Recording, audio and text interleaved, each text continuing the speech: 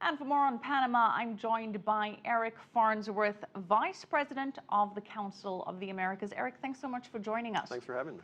So focusing on Panama, it's quite an interesting dichotomy because you have 28% of the population living below the poverty line, yet the GDP has been particularly robust, hitting 10.7% last year. How is this happening? It's the classic story for Latin America. You have a macro economy that may be doing pretty well, but a micro economy, in other words, everybody's individual economies may not be doing as well. There's a wide income disparity. It's traditional for Latin America. Panama actually isn't the worst case in the region, but it does have a ways to go. There's no doubt about it. How wide is this income disparity? Well, it is fairly wide, but it's narrowing. The good news is that Panama is a service economy, and after the U.S. Essentially left in 1999, Panama had to reconvert. It had been an economy that was built up around servicing the U.S. troops and the U.S. bases and things like that. And governments subsequent to that have put a lot of time and investment in terms of trying to develop technology, trying to lure investment, trying to improve education, but they really started from quite a ways down, quite a deficit, and they really have to bring it up. But in terms of the numbers, how rich are the rich and how poor are the poor? Well, I mean, if you give purchasing power, parity, they're not, the rich are doing pretty well compared to certainly their Latin America peers, even compared to some of the countries in the first world, but it's a narrow slice.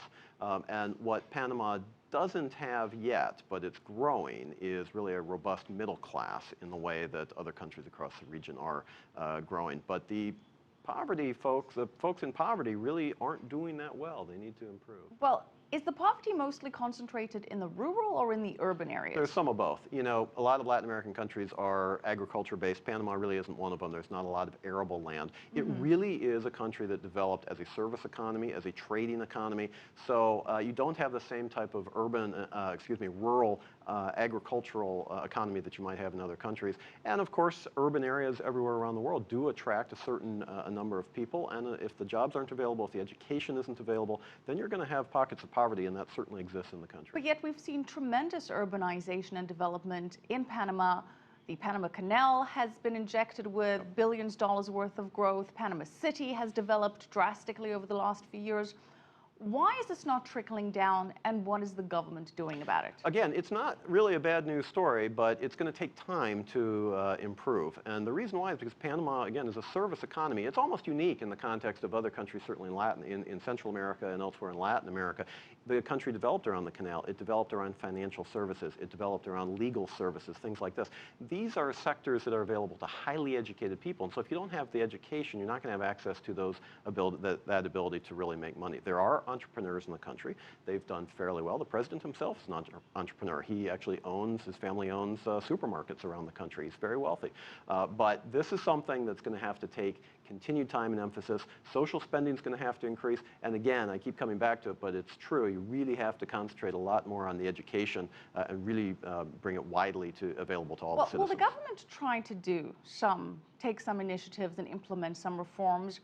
What have been the more successful ones? Well, I think I mentioned earlier the transition from U.S. military bases to really investment centers that are designed to draw foreign investment. They're trying to build what they call a city of knowledge, which is to develop technology, develop entrepreneurs, develop innovation, and they are drawing investment. You're seeing corporate headquarters. Foreign investment is what they're dependent on. Well, yes, and they're drawing that from other parts of the region. You're seeing U.S. investment. You're seeing Asian investment go to Panama because of its geographic region. It's situated in a place where companies can really put their corporate headquarters. And once you get your corporate headquarters there, you get your expatriate staff there, you get the services required from the local population, you hire middle managers from the local population, and it's self-reinforcing behavior. And that's what's happening. Now, again, more needs to occur, but they have, I believe, started on the right path.